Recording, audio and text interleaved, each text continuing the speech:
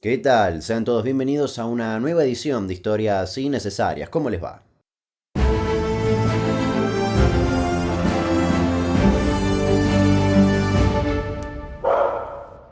En la edición de hoy vamos a hablar de un caso emblemático ocurrido en Argentina en 1962. Lamentablemente, por la antigüedad del caso, no hay tanto archivo, pero la historia es más que interesante. A la par de este caso salió a la venta uno de los diarios más emblemáticos del país que se alimentó de manera atroz de las primicias de este hecho, sumándole algunos condimentos de quizás un poco de ficción. Además, hay hipótesis que incluyen hasta a los nazis. Hoy, el caso de Norma Pengerek. Empecemos. Norma Mirta Pengerek nació en 1946. Era la única hija de Clara Breitman, quien trabajaba de enfermera, y Enrique Pengerek, un empleado municipal y destacado miembro de la colectividad judía porteña. Al pasar la primaria, Norma estudió en el Liceo de Señoritas número 12. Durante esa época era una chica callada. Su timidez era un rasgo característico en ella, al igual que su baja estatura, ya que medía 1,55 m, y este no es un dato menor y ya vas a saber por qué. Llegó a estudiar hasta quinto año del secundario y tenía el sueño de seguir odontología. Su vida era la de cualquier joven de 16 años de esa época. Se la pasaba escuchando música y en sus ratos libres escribía versos en un cuaderno que llevaba por todas partes. Todo estuvo tranquilo hasta el 29 de mayo de 1962. Ese frío día había paro de la CGT contra las políticas económicas del ministro Álvaro Alzogaray y no funcionaba el transporte público. Norma debía ir a su clase particular de inglés. Al no haber colectivos, decidió ir caminando. Así fue como recorrió unas 17 cuadras desde Juan Bautista Alberdi 3252 hasta Boyacal 420. Sin embargo, llegada la noche, no regresó a su casa. Su familia llamó a la profesora de inglés y ella les dijo que Norma se había ido antes de las 8 de la noche. Luego llamaron a todas sus amigas, pero ninguna tenía información sobre Norma. A la medianoche, totalmente desesperado, Enrique Pengerek se dirigió a la comisaría y denunció que su hija había desaparecido. Entre las preguntas habituales que tuvo que responder, le consultaron cómo iba vestida, a lo que él respondió: una pollera gris tableada y un blazer azul. Así fue como los días pasaron hasta convertirse en una semana. Entre los conocidos y la policía se barajaron distintas hipótesis que luego fueron descartadas, como por ejemplo que podría haber tenido un accidente en la calle, pero ni en los hospitales ni en las clínicas había señales de Norma. A los 10 días se publicó una foto de ella junto a los datos de cómo estaba vestida.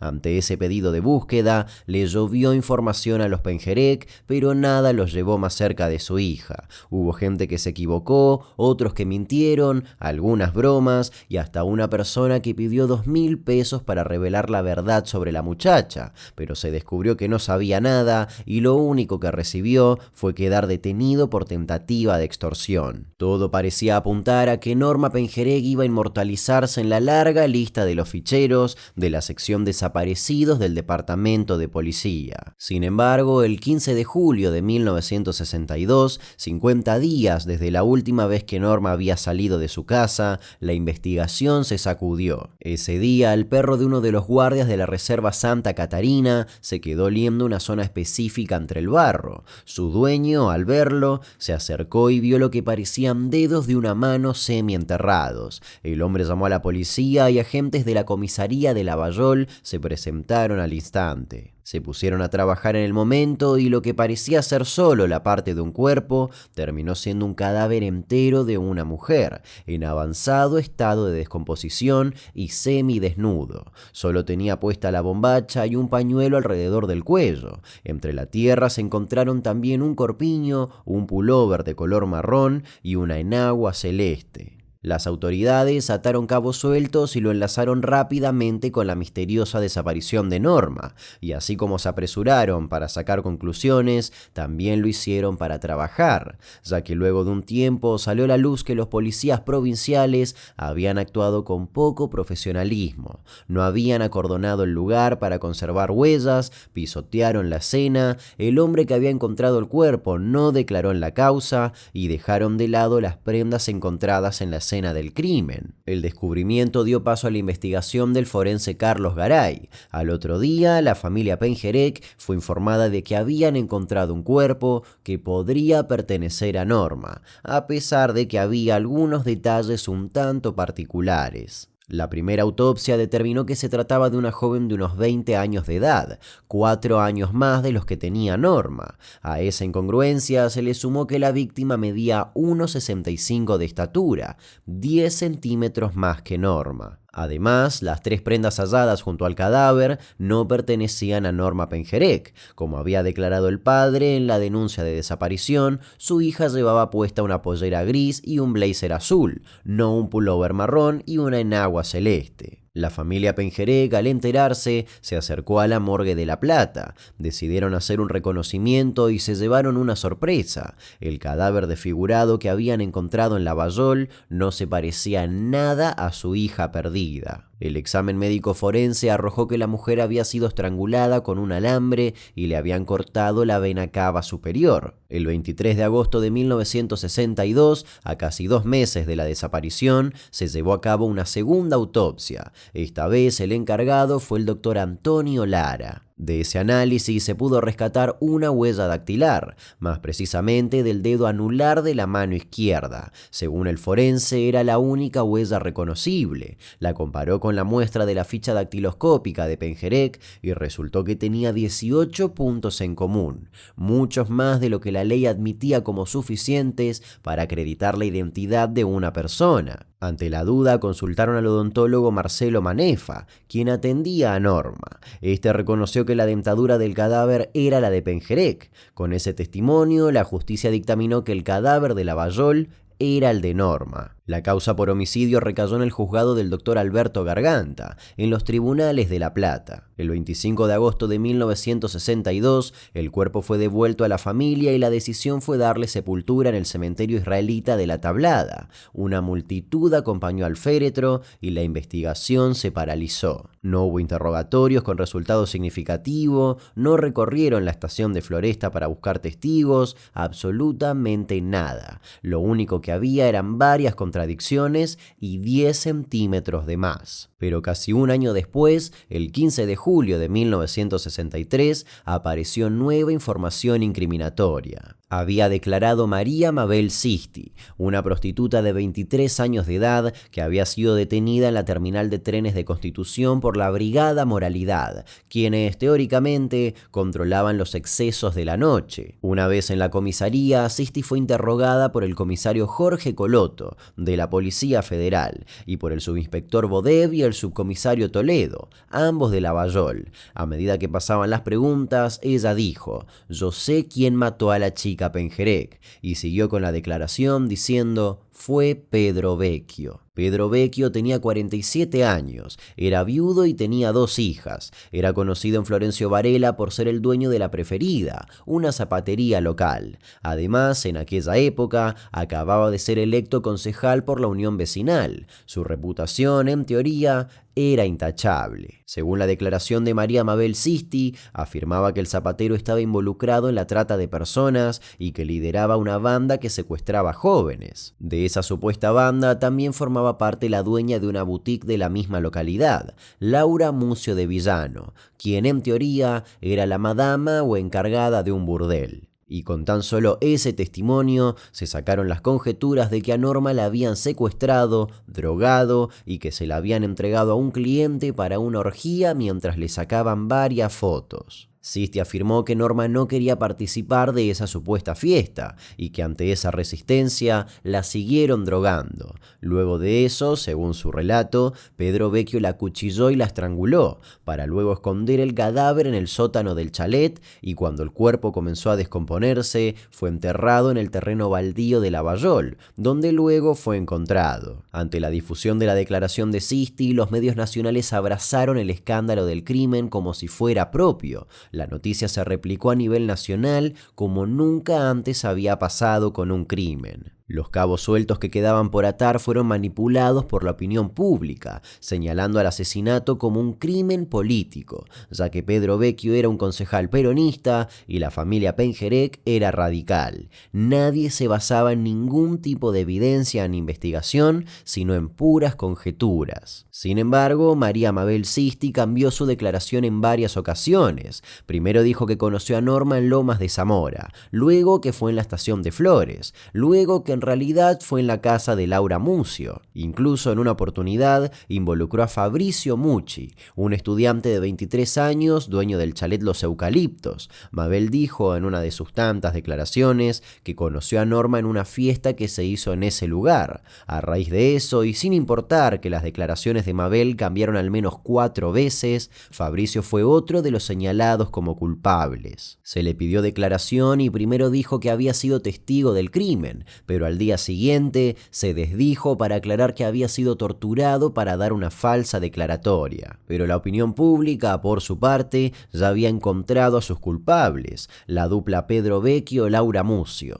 4 mujeres lo habían señalado como el asesino. Mientras tanto, las tapas de los diarios imprimían el caso Pengerek hasta cansarse. Los vespertinos competían con titulares catastróficos y las revistas también peleaban por las primicias. El minuto a minuto parecía una carrera. En junio de 1963 salió a la calle el vespertino Crónica, un nuevo diario que entraba en juego para pelear contra los grandes. Tenía un foco completamente popular y sensacionalista. En los primeros meses no conseguía vender más de 20.000 ejemplares, pero supo aprovecharse del caso Pengerek y quintuplicó sus ventas. Por otra parte, el diario La Razón no dio el brazo a torcer y compitió contra Crónica. La regla era clara: transformar la desaparición de Norma Pengerek en un caso que mantendría en vilo a la opinión pública. El problema fue que el amarillismo se les iba de las manos. Incluso llegaron a dar la primicia que decía que Vecchio practicaba el vampirismo, pero el punto más alto lo alcanzó cuando mostraron una serie de fotografías obtenidas en el chalet Los Eucaliptos. En ellas se veía varias personas desnudas en una orgía, pero casualmente en ninguna de esas fotos estaba Norma ni nadie vinculado al caso. Las teorías de los medios no paraban. En agosto de 1963, el matutino El Mundo publicó, mediante una investigación de Bernardo Neustadt, una nueva teoría que indicaba que el secuestro de Norma era una venganza contra su padre, ya que él era un agente de inteligencia israelí radicado en la Argentina que había participado en los preparativos previos al secuestro del criminal de guerra nazi Adolf Eichmann. Eichmann fue llevado a Israel y enjuiciado, y el 31 de mayo de 1962, 2 días después de que Norma desapareciera, fue ahorcado. Al conocer esa historia, muchos la apoyaron, pero nada de eso fue probado jamás. La gente, ante tanta información, se vio sofocada. En todas las esquinas veían posibles secuestros. La sociedad exigía a las autoridades una limpieza moral. El tema se trató incluso en el Congreso de la Nación y se le exigieron medidas al Ministerio del Interior y formó parte de los reclamos de la CGT.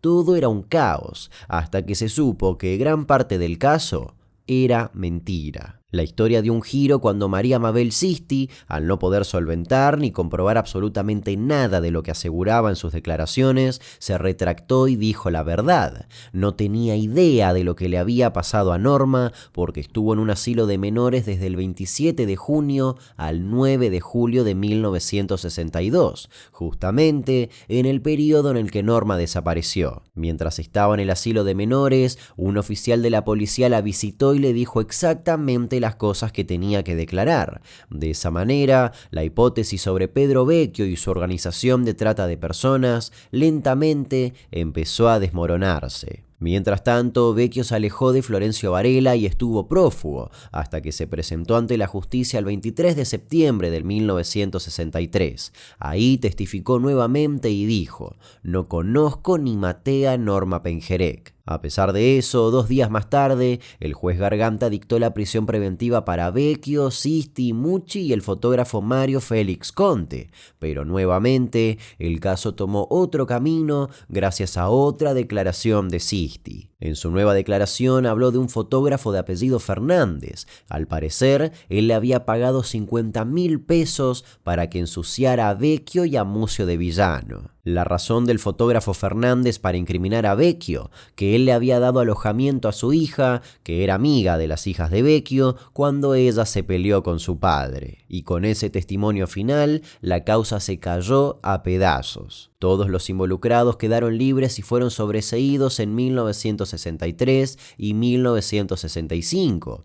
Algunos policías fueron acusados formalmente de torturas, pero como siempre pasa con estas acusaciones, terminaron enturbiando el asunto y todo quedó en la nada. Vecchio volvió a su rutina habitual, trabajar en la zapatería, pero no se olvidó de la prensa y demandó a varios medios de comunicación por calumnias e injurias. Murió a los 97 años en febrero de 2012. Al día de hoy, los familiares más directos que quedan de Norma son 5 primos hermanos y viven en diferentes países. Chacho Pengerek es el menor y hoy tiene 60 años. Vive en Hurlingham y está obsesionado por la verdad. Fue entrevistado por el diario Clarín y dejó en claro que para él, la adolescente pudo haber sido sacada de Argentina y haber vivido en Israel. Él nunca creyó que el cuerpo encontrado fuese de Norma. Él afirmaba que los padres de Norma, quienes nunca antes habían viajado a Israel, empezaron a hacerlo habitualmente después de la desaparición de su hija, y que en cada viaje se quedaban varios meses allá. Según él, Norma murió en la década de los 90 a raíz de una enfermedad, pero tampoco se pudo comprobar fehacientemente. La duda continúa flotando hasta el día de hoy. Norma Mirta Pengerek nunca apareció. Con la investigación cerrada en los años 70, el caso Pengerek se había constituido como el mayor misterio de la historia policial argentina. Los padres de Norma continuaron viviendo en Buenos Aires y murieron a finales de los 80. Hoy ambos están enterrados en el cementerio de La Tablada, al lado de los restos de una persona que quizás no conocieron nunca, pero que en su tumba lleva el nombre de su hija, Norma Mirta Pengerek. Nos reencontramos en la próxima edición de Historias Innecesarias. Te invito a suscribirte, dejar un like y un comentario y por qué no activar la campanita para recibir una notificación cuando se suba un nuevo video. Hasta luego.